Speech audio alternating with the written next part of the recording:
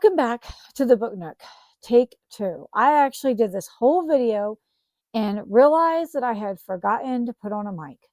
So I'll have to delete that later.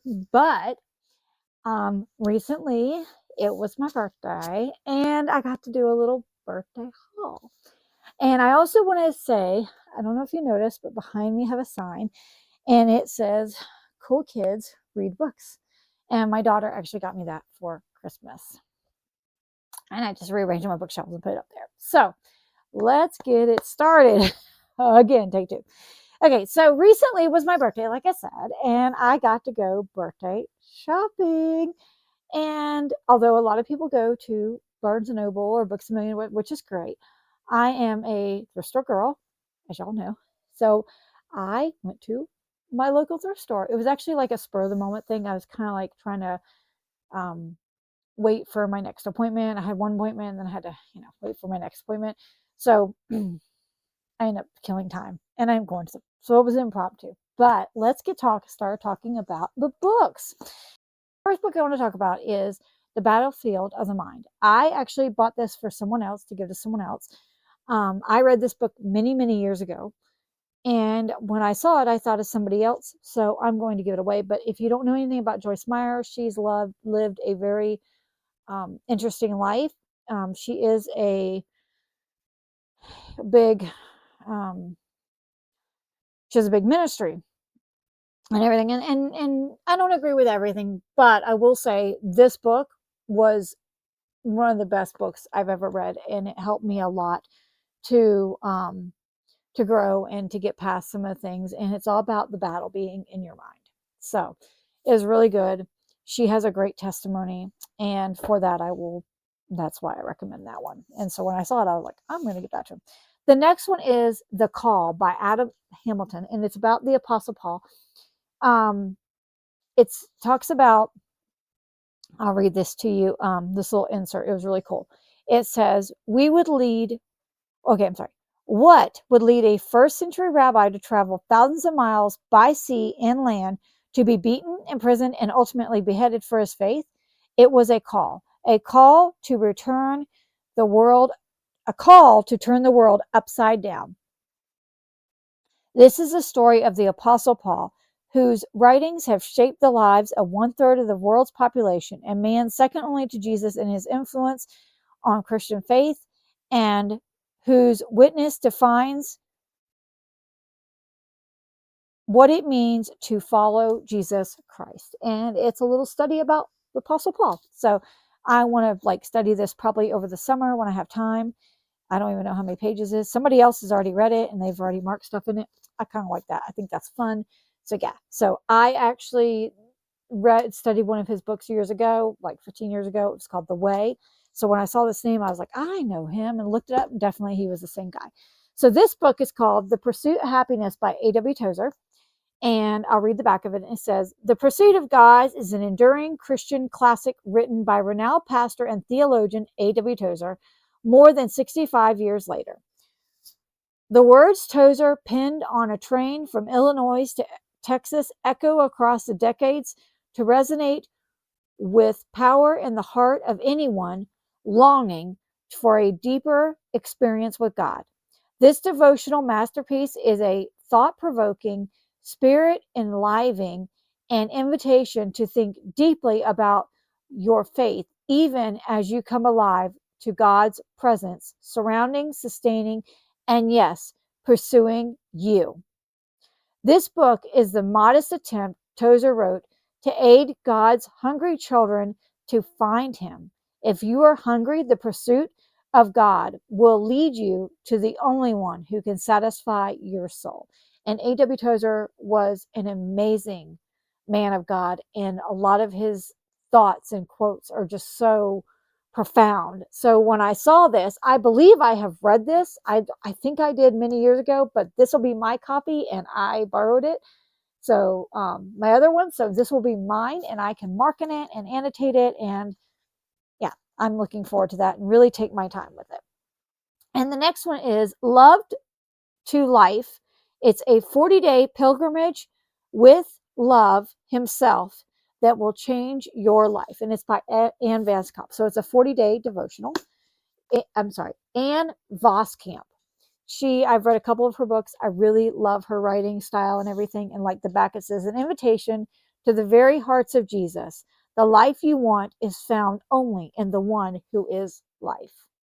And I just thought this was such a beautiful book. And when I picked it up, I was like, I don't know what it's about, but it's Ann Voskamp and it's beautiful. So it is therefore coming home with me. Okay, so the next book, I don't know a whole lot about this, but it is a thriller, and it's The Last to Vanish by Megan Miranda. Like, I don't have anything on it, but it looks really interesting. I don't think there's anything, there's no thing, and I should have probably looked it up, but yeah. I read another one of her books, You Don't Belong Here, or You Belong Here, recently, and really enjoyed it. So I'm going to go into this one a little blind. So I've been trying not to do that, but sometimes I'll do that. Every once in a while. It's a little itch I gotta. Okay, so the next one is Tell Me What I Am by Una Minion. I don't know how to say that. I'm probably butchering that, but I'll read the inside cover for you. It says, Nessa Garvey's sister, Dina, vanished without a trace in Philadelphia in 2004. And all that time, Nessa has never doubted that her instincts told her her sister's ex-husband has gotten away with an unspeakable crime. Nessa's niece, Ruby, is raised by her father, a man Nessa suspects. In rural Vermont on the shores of Lake Champlain, Ruby learns how to hunt, how the plants and trees grow, how to avoid making her father angry. The one question she longs to ask is the one she knows she cannot voice: what really happened to her mother? Over 14 years, 400 miles apart, these two women slowly begin to unearth the family history of insidious power and control that has changed them both in such different ways. But can they reach each other in time? Tell Me What I Am is a riveting and edible tour de France of buried secrets and unlikely resilience. Yeah, when I read that, I was like, that sounds really good and interesting. So looking forward to that. The next one is The Youngest Hero. After I drop it. Okay, by Jerry B. Jenkins. And I'll read you the insert. It says, Miriam Woodall realizes that the hometown hero she married, though charming and athletic, is gripped by dangerous darkness. She has no choice but to save herself and Elgin, her young son, leaving rural Mississippi for the big, cold city of Chicago. Strong and resilient and determined, Miriam struggles to survive. Meanwhile, Elgin pursues a seemingly impossible dream. Fueled by the lessons of his father taught him, he plays ball on the concrete streets and even sets up his own batting cage in the basement using a decrepit, malfunctioning pitching machine to teach himself to hit. By spring, Elgin is ready to find a team. By the end of summer, everyone is talking about the 11-year-old who plays like a high school star. Prodigy on his way to greatness despite staggering odds. Yet Elgin must still come to terms with his father, whose life has reached a dead end, with a new man entering Miriam's life and a scout's wooing Elgin. Mother and son must learn painful lessons about themselves, about each other, and about the people they are forced to trust. I read Hometown Hero, and that was a football story. He also wrote the Left Behind series with Tim LaHaye, I believe, and his son is Jerry B. Jenkins. When I read Hometown Hero, I gave it 3.5. It was, it was good, but I thought, well, I saw it. It was a nice copy, and I thought, you know what, I'll read it. I have another one of his books on my Kindle. If you watch my Kindle update, I have one of those. I like his books. They're okay. The next one is Jennifer Weiner, Fly Away Home. And I've only read one of her books. And ever since then, I picked up every one I've seen. So I have a whole stack of them I need to read. Maybe I should do a Jennifer Weiner reading vlog. Get some out of the way. Okay, so this is about when Sylvie Surfer met Richard Woodruff in law school. She had wild curls, wide hips, and lots of opinions. Decades later, she has remade herself. Her hair is dyed and straightened. Her hippie chic wardrobe replaced with tailored knit suits. At 57, Sophie ruefully acknowledges that her job is staying 20 pounds thinner than she was in her 20s and tending to her husband, the senator. Lizzie, the Woodruff's youngest daughter, is 24, a recovering addict. Still, trouble always seems to find her. Her older sister, Diana, an emergency room physician, has everything Lizzie failed to achieve: a husband, a young son, a perfect home, and yet she's trapped in a loveless marriage. After Richard's extramarital affair makes headlines, the three women are drawn into the painful glare of the national spotlight, and each is forced to reconsider her life, who she is, and who she is meant to be. Written with an irresistible blend of heartbreak and hilarity, Fly Away Home is an unforgettable story of a mother and her two daughters, after a lifetime of distance, finally learning how to find refuge in one another. So that sounded really interesting when I read the back of it, so I look forward to reading that. So, Good Grief. We're going to start with this one, by Lolly Whitston. Okay, so when I read this, I just thought it was really cute. So, and interesting. Okay, in the age where women are expected to be high achievers, 36-year-old Sophie Stanton desperately wants to be a good widow, a graceful, composed, Jackie Kennedy kind of widow. Alas, Sophie is more of a Jack Daniels kind, self-medicating with cartons of ice cream for breakfast, breaking down the produce section at the supermarket, showing up for work in her bathrobe and bunny slippers. Soon she has not only lost her husband, but her job, her house, and her waistline. Desperate to reinvent herself, Sophie moves to Ashland, Oregon. But instead of the way women starting over are depicted in the movies, with heroines instantly being swept off their feet by Sam Shepard kind of guys, Sophie finds herself in the middle of a Lucy and Ethel madcap adventures, with a darkly comic edge involving a 13-year-old who is fascinated with fire and an alarming handsome actor who inspires a range of feelings she can't cope with yet. Filled with laugh out loud humor, struggles, triumphs, and plenty of midnight trips to the fridge, Good Grief is funny, wise, and heartbreaking. Poignant novel from the fiction's freshest and exciting new voices. From one of fiction's finest. From one of fiction's finest and most exciting new voices. So I guess this is one of her debut novels. I don't know anything about this author. I just thought first of all, the cover got me because it was cute. And then when I read the inside, I was like, that sounds good. So I'll give that a try. So this book, I don't know anything about it, and I'm going to go into it completely blind, but I will tell you the title, and partly because I don't have the dust cover, and partly because I may or may not read this book. I'm not sure. But I was watching last week, Ian Goobley did a reading vlog of reading, like he was doing like a 3-hour a day reads for 3 hours a day, right? And the book that he did was called Trinity, and I'll put it up here, by Leon Urs. And he made that book sound so good that I literally had to go out and get it. Like that day, I went to the library, looked it up. It was at my local library, went and picked it up and got it. Okay. And I'm going to read it probably next month or so. I am so excited to read it because it was so lyrical. Now it is about like the Catholic and the Protestants and Ireland and wars and stuff like that, but the writing was so good. So when I saw this, I was like, I don't even know if I like this author, but this is worth it because it's like 50 cents. And it is The Hajj by Leon Urs, double day. I don't know what that means. Here's his little signature. And from what I can see, it's probably about the Middle East because there's a map of the Middle East. So I don't know anything about it.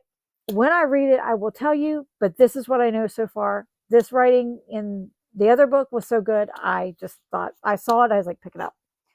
Pick it up. Now, this book I picked up because I read it a long time ago, and it is Angel Walkings by Karen Kingsbury is the first. There's 3 in this series. Um, it follows a group of different people, and it's all about their struggles with different things, and they have encounters with angels. I don't know how biblically sound this is, but the story itself was really good. And what I took from this when I read it 15 years ago was how much God loves us and wants to be there to comfort us if we would just turn to him. And it was really good. And I just really enjoyed it. So when I saw it, I picked it up. I don't even care if it doesn't have a dust cover. I picked it up. Now, this book, I don't know a whole lot about. I've only watched the movie, and I did enjoy it. I know it's a YA novel, and it's a coming-of-age novel about girls and some jeans. I know in the book they all fit each other. I don't know if that's the premise of, in the movie, the jeans all fit each other, even though they're different sizes, and, but I don't know if that's the premise of this book. But I am going to do my March Movie Madness, the sequel, part 2. And I don't know if I'll call it the sequel or part 2. I don't know. But this will be a part of that. And when I picked it up, I was like, okay, I'll read that. I'll go for it. And these next 2 will also be a part of it. They are not movies, but they are biographical kind of books. And I read Lauren Graham's memoir last year, and so that was part of it. So memoirs are a part of that series. And this is somebody, people love to hate her, people love her. I kind of don't know, honestly. I think that she was handed a very tough hand and did the best that she could, and I will not judge anybody, and that is Kate Gosselin. And this is, I just wanted you to know, letters to my kids on love, faith, and family. I don't know if you have seen her recently on TikTok. I just know that like she had a lot on her hands and a lot to deal with.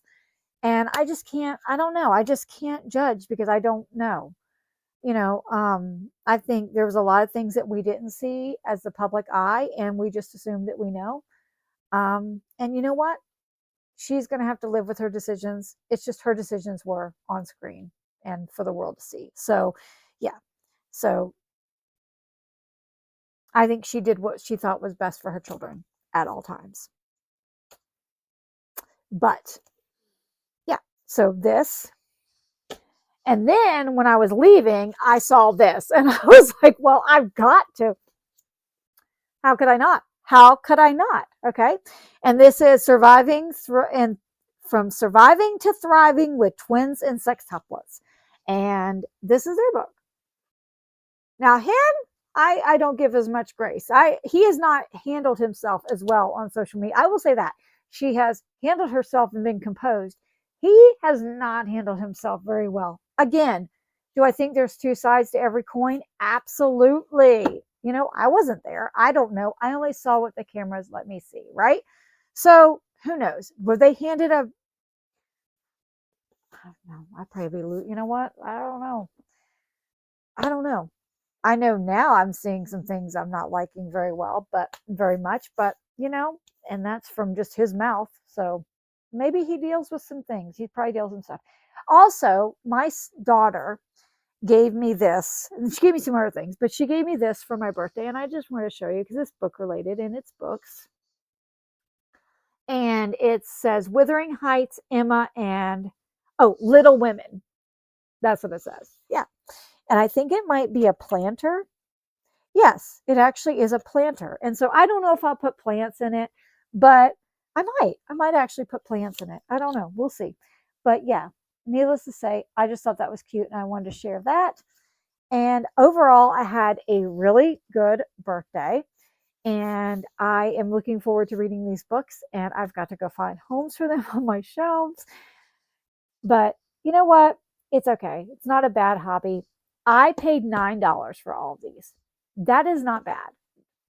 That is a good deal as far as I'm concerned. Like I told the lady, I even got a shirt. My daughter, she gave me the money for it. She went outside and it was like $3, right? So I said, for $12, you couldn't buy one book, probably, in Barnes and Noble. Maybe the $5 book, right? You know, but anywhere else, $12, you probably can't buy a book, right? So for $9 is actually, because it's $12, but the shirt was $3, right? So $9. $9 you couldn't buy a book, right? And I got a whole stack. And yeah, they're a little bit, they're not perfect, but that's okay. You know what? It's fine. That doesn't that doesn't bother me at all.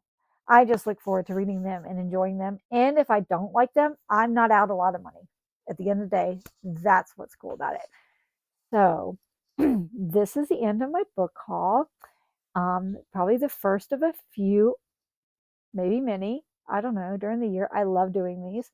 Um, I do have to find place for all these books, and that's going to be interesting. But other than that, I will see you in the next one.